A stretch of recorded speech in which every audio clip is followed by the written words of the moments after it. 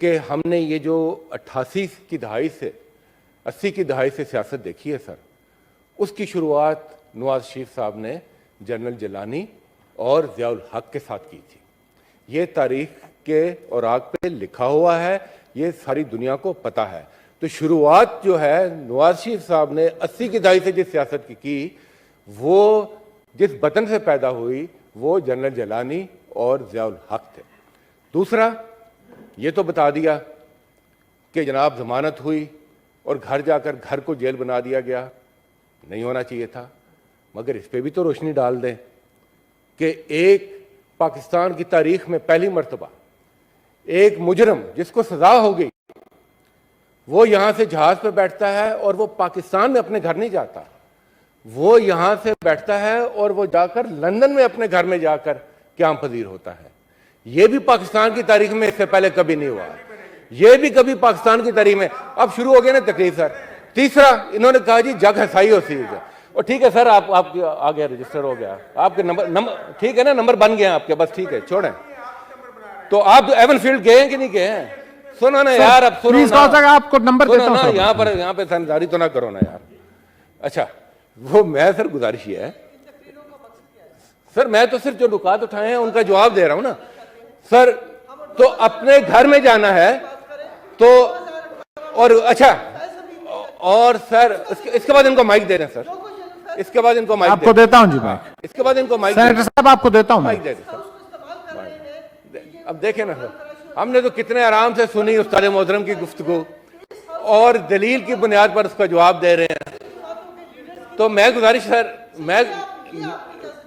मैं सर गुजारिश ये कर रहा हूं सर, मैंने इजाजत मैडम, मैं तो आप लोगों को किसी को भी क्या कह सकता हूं, जो तकरीर करे उसकी मर्जी है, मैं कहता हूं कर लें। मैं 50 रुपए के स्टाम्प पेपर पर सर आज के प्राइम मिनिस्टर ने यह बयान दिया था कि वो जमानती हैं, आज जमानती भी दंदनाता फिर रहा है और जिसकी जमानत दी थी वो भी फरार हुआ है। तो ये तो हकीकत है ना सर, इससे तो अब ये चश्मपोशी नहीं कर सकते। उसके बाद सर ये कहते हैं कि पाकिस्तान की रुसवाई हुई। सर, पाकिस्तान की रुसवाई उस वक्त हुई जब दुनिया में पनामा के इशू उठा तो दुनिया भर के पेपर में पाकिस्तान के वजीर आज़म की और उनके अहल खाना की तस्वीरें छपी। ये बदनामी होती है जब करप्ट तरीन ममालिक का जिक्र होता है, जब करप्ट तरीन लोगों का जिक्र होता है तो पाकिस्तान के सबका हुक्मरानों का जिक्र होता है। ये है सर बदनामी। अगर आपने इस मामले को आगे लेकर चलना है तो अपने घर से शुरुआत करें, ये करप्शन का कारोबार छोड़ें और ये कंधों पर चढ़कर आने का कारोबार छोड़ें, अवाम में जाएं। हम आज भी यही कह रहे हैं कि अवाम में जाएं और बगैर किसी सहारे के जाएं, करें कॉल इलेक्शन, लोगों को इसका फैसला करने दें और जो काम आपने पहले किए हैं उस पर लोगों से माफी मांगे। जिन कंधों पर चढ़कर आप आते रहे हैं उसके लिए माफी मांगे। जो आपने करप्शन के यहां मीनार खड़े किए हैं दुनिया भर में, माफी मांगे और एक नई शुरुआत करें और लोगों से यह वादा करें कि इस मुल्क से सिर्फ और सिर्फ जमहूरियत चलेगी और वो सिर्फ वो जमहूरियत जो अवाम के मैंडेट के मुताबिक होगी। Thank you sir. मौला बख्शांडियो साहब दे रहा हूं सर, बैठ जाए। फैसल आप हाउस में होते हैं तो अच्छा होता है ना, बैठ जाए। वो एक आदिश थी, आपको भी उसका पता है, लेकिन फिर वो मामला अभी तक वहीं पड़ा हुआ है। अभी शुरू हो गया है कोटली पावर हाउस के लिए। अभी कोटली पावर हाउस को बंद करना चाहते हैं। वहाँ के लोग भूख मर रहे हैं, मजदूर मर रहे हैं, बच्चे उनके भूख मर, उन्होंने कसूर क्या किया है?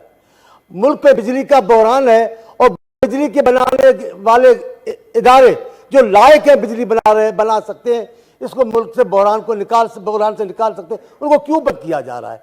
तो मैं इसलिए उठा था कि मैं आपसे गुजारिश करूं कि कोटली पावर हाउस की बात को बिजली के कमेटी में लाएं ताकि बहस करें। लेकिन यहाँ भेज दिया कमेटी में चांडियो साहब। अभी 5 मिनट पहले एक बात हुई है, इरफान साहब ने कोई ऐसी बात तो नहीं की जिसपे गुस्सा आ जाना चाहिए।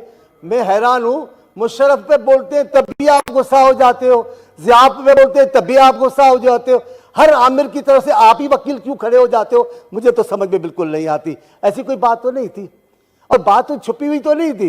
वो जामिन हुआ उनका, उनको घर अस्पताल नहीं ले गए, घर नहीं ले गए, किसी जज को, वो जज भी बड़ा दबंग जज था, उसको ताकत नहीं थी। तो बात करने की बात नहीं है, वो कह रहे हैं जायजा लेना चाहिए, ये गलतियां क्यों हुई हैं, हम मुश्किलात में क्यों आए, इस पे आप गुस्से क्यों हो जाते हैं, हर आमिर के वकील बन के खड़े हो जाते हो, हर जलर के पीछे खड़े हो जाते हो।